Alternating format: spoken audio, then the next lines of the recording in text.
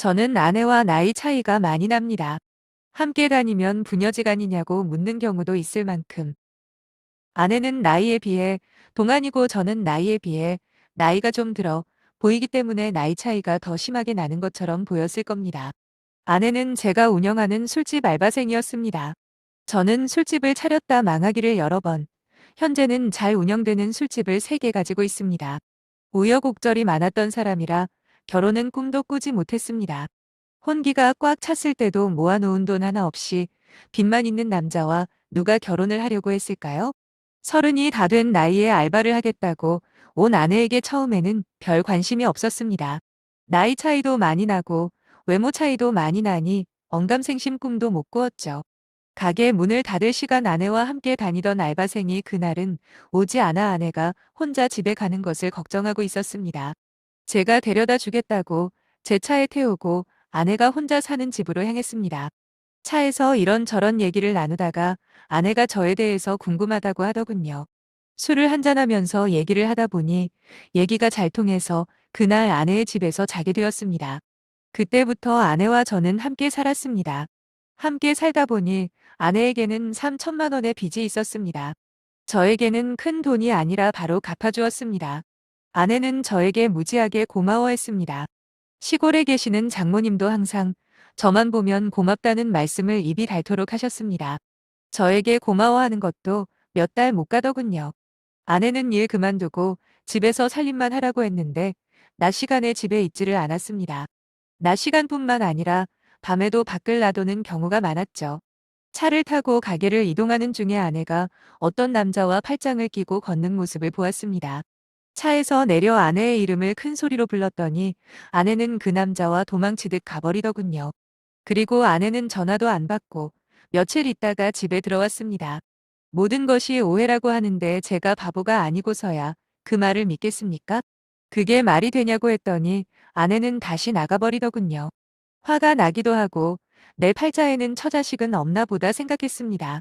제가 타고 다니는 차를 보고 접근하는 여자들, 제가 운영하는 가게들을 보고 접근하는 여자들을 믿을 수 없어 제가 여자들을 좀 피했던 것도 있었는데, 그리고 아내는 그런 여자들과 달리 순수한 사람일 것이라고 생각했는데 이런 일을 당하니 정말 힘들었습니다. 시골에 혼자 사시는 장모님께 가서 모두 말씀드리고 아내와 관계를 정리하겠다 말씀드리기 위해 처가로 갔습니다.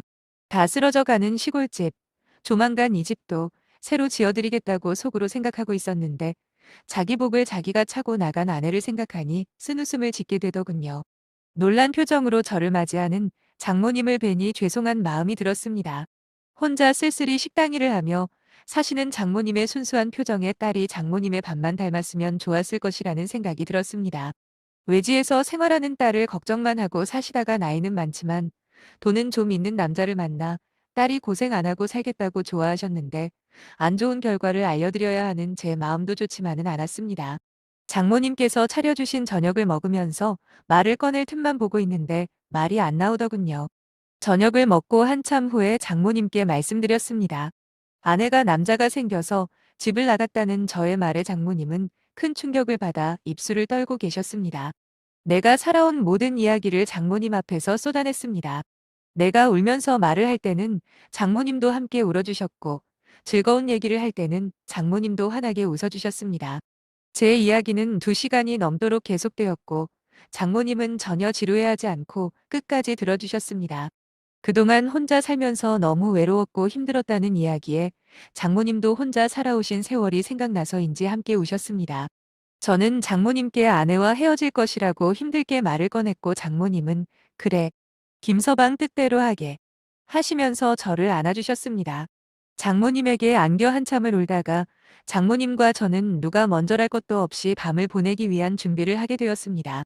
장모님은 조금씩 꺼려하는 행동을 하기도 했지만 저의 행동은 거침이 없었습니다. 그날 밤은 장모님과 처가에서 잤습니다. 마음이 통해서일까요? 전날 몇 번을 했는지 기억이 나지 않을 정도로 정신이 없었던 것 같습니다. 그만큼 다음날 늦게 일어나게 되었죠. 장인어른 돌아가시고 혼자 산 세월이 길어서인지 처음인 것처럼 부끄러워하시던 장모님에게 큰 사랑을 느꼈습니다. 장모님은 다음날 저에게 밥을 차려주시고 많이 먹으라고 하셨습니다. 허기가 져서 많이 먹게 되더군요. 장모님은 먹는 것도 늠름하다고 흐뭇한 표정으로 제가 먹는 것을 바라보셨습니다. 밥을 다 먹고 돌아왔습니다. 저를 배웅할 때 장모님은 딸을 걱정하는 표정이 아니라 제가 가는 것이 아쉬운 듯한 표정이었어요. 저 갈게요. 하는 저의 말에 장모님은 언제 또 오려나? 하는 말씀을 혼잣말 비슷하게 중얼거리셨습니다.